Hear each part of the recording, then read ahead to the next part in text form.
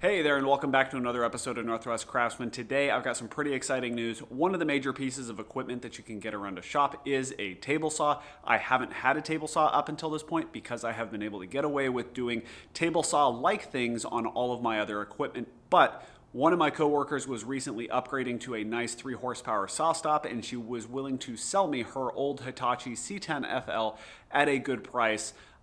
This thing is going to be perfect for me.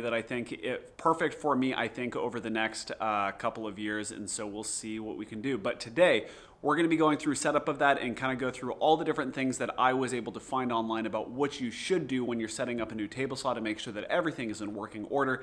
And I'm going to kind of walk you guys through that process that I found. If you have any questions, feel free to jump into the comment section down below, and we'll go ahead and get those answered.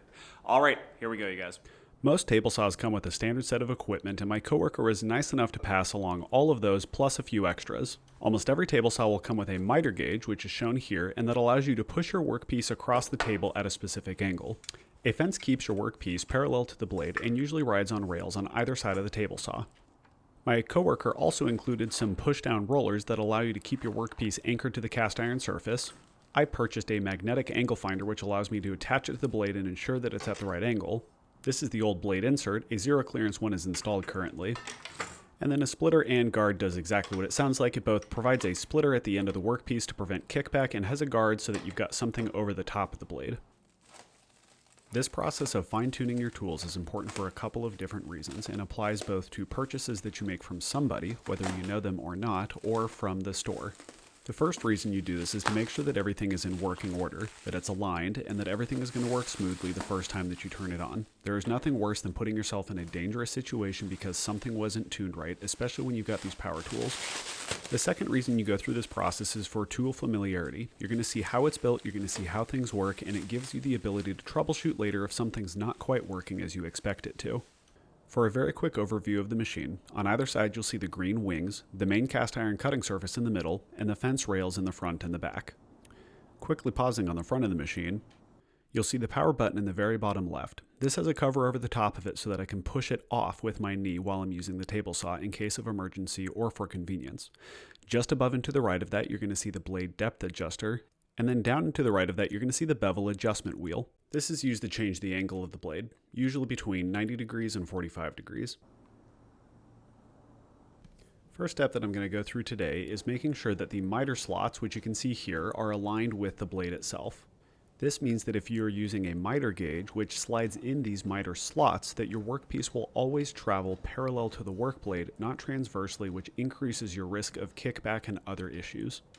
Now, a quick safety reminder before you get started on anything is to make sure that you unplug the table saw. You want absolutely zero chance that it's going to turn on while you're working. Now, back to the alignment. I'm using a pretty simple method which uses a machinist square to slide in the miter slot. And you should be able to measure within the finest gradation, which means that on mine, I can measure down to a 64th inch divided by 2, so I'm really within about a 1/28th of an inch.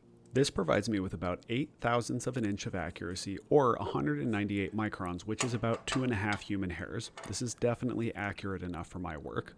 For more accuracy, you can use a miter slot jig with a dial indicator, which looks something like this. If you'd like to go this route, I included a link to one in the description. In this test, I'm wiggling the blade back and forth to make sure that I get just barely any contact with the machinist square. Keep an eye on the same tooth as I rotate it back and then do the same test on the back. In this case, I didn't need to do any adjustments because my coworker had everything perfectly square. If you do need to make adjustments, usually you can find the bolts underneath the cast iron so that you can undo 3 of them, shift it around, tighten it back up, and try it again. You're going to have to be very careful with how fine of adjustments you make because this is very sensitive. Next up, we need to make sure that our extension wings are aligned with our tabletop. In this case, I'm using my 24-inch level across the surface, and I tip it up on edge to look for light coming through underneath. This allows you to see pretty fine issues and gaps across the surface. Make sure to check it in all orientations across the surface, both left to right and front to back. In my case here, you can see there's a little slit of light that comes underneath here. If you had a set of feeler gauges, you can go ahead and figure out what your exact gap is. In my case, a sheet of paper slides perfectly underneath it, which means that there's about an 80 micron gap, which is a human hair. This again is within my tolerances, so I'm not going to do anything about it.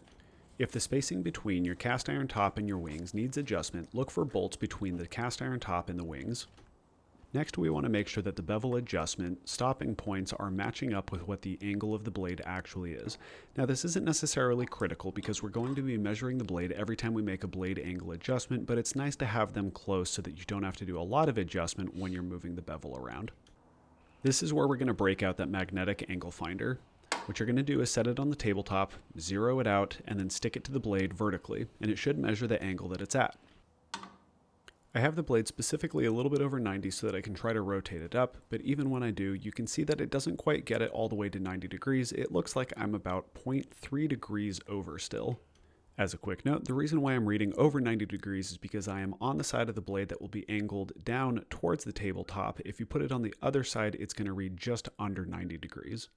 So a slightly different view of this. Because I am just barely off, I'm going to go try and take apart the base of this and see if I can't figure out if there's anything binding up the mechanism or if there's a stop that's not quite set in the right place. As I was saying earlier in the video, the other benefit to doing this setup process is that you become more familiar with the specific mechanisms of your design itself. It turns out in this case that the only issue I had was gumming up of the mechanism itself, and after a couple of uses it brought itself back to a full 90 degrees and 45 degrees on the other side. If you can't get yours to 90 or 45, or it's going past 45 or 90, check the inside for a set screw because a lot of times manufacturers put a hard stop with a set screw on either side of the travel. Next up is going to be leveling your fence to the top of your table. Some tables like mine don't need this because it rides on the rail on the other side and the one closest to me, and there's a gap underneath it which allows material to flow under. But other tables, it rides level to the surface itself and will have an issue with either plowing or gathering material underneath it. You ideally want to make sure that this is level across, and you can generally do this with 2 screws near where my hand is located if your fence works this way. I was very pleased with how smooth the action was moving the fence from one side to the other. I thought there would be a lot more play with it, but it was very steady and very easy to move across the surface. Now, a fence adjustment that you're going to need to check on every table saw is how well it is aligned to the blade. I'm going to cheat a little bit on this because we already aligned the blade to the miter slot, so I'm going to align the fence to the miter slot as well since it is easier to measure to the blade and it provides a longer gap, which reduces the overall error. A similar method to aligning the miter slot to the blade is going to be used here when we're trying to align the fence. Take your machinist square and line it up with one end of the fence itself. Make sure it's even and then slide it across to the other side and see if any gap shows. If there is any gap or it starts to have extra interference, it means that you're not well aligned. In this case, you can see the tiny gap that formed, which indicates that my fence is not quite parallel with the miter slot, or by the last alignment we did, the blade. I'm going to go ahead and freeze the frame here so that you can see where you would normally adjust your fence to make it more parallel. After fiddling with mine for a little while, I learned that it actually wasn't adjustable and I just needed to work with what was there. Normally what you'll get is 2 screws that line up about here and about here so that you can adjust how hard it's pushing on either side of your rail. This will swing your fence one direction or the other and bring it in or out of parallel. The last step is to install or align your riving knife. In this case, I don't have a riving knife, and these 2 mounting bolts are specifically for the splitter and guard that I had shown earlier. If you have a riving knife, it is highly recommended that you keep it installed because it is the safest way to avoid kickback. The last step, which really isn't even an official one, is to check what size dust collection your table saw takes. Most modern table saws have built-in dust collection, and it is highly recommended that you use this because it is the easiest way to reduce the overall dust in your workshop when you're collecting it at the source. If you've seen me start up any of my power tools in the past, you will know that I am a proponent of the on-off method for testing. Essentially, on first power up after making any adjustments or tune-ups, you turn it on and then off immediately because that is the fastest you will ever be able to react to an issue. In this case, everything looked like it works fine and we're ready to go ahead and make our test cut. And another safety note when you're using your table saw, always make sure to use push blocks like the orange ones you see here because it allows you to keep your hands safe.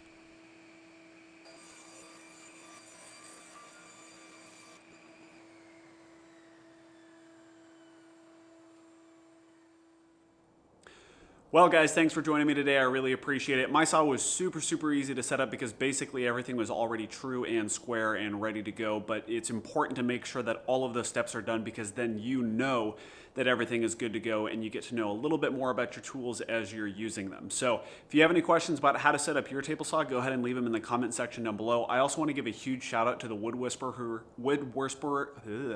Wood Whisperer, who put out an excellent video on how to set up your table saw. I watched this video first. It was kind of my jumping off point to learn everything else. Highly recommend you go check out his video. I'll go ahead and make sure to link it down in the description and make sure that you guys can get to it. But yeah, highly recommend you go check out his channel. He's got a lot of really great content, and I've learned an absolute ton from him. So hope you guys learned a lot from this one as well. And I'd love to see you guys around on the channel. If you like these types of videos, go ahead and give this video a thumbs up, or subscribe to the channel, or subscribe to the channel. The more comments you guys have, the more thumbs up you guys have, the more YouTube pushes our videos and the wider our net gets spread for people we get access to. And so the more involved you guys are, the better the channel does. And so we really appreciate everything that you guys are doing here at Northwest Craftsman. Thank you guys again so much. We really appreciate it. I hope you guys learned something in this episode, and we'll see you guys next time. All right, bye.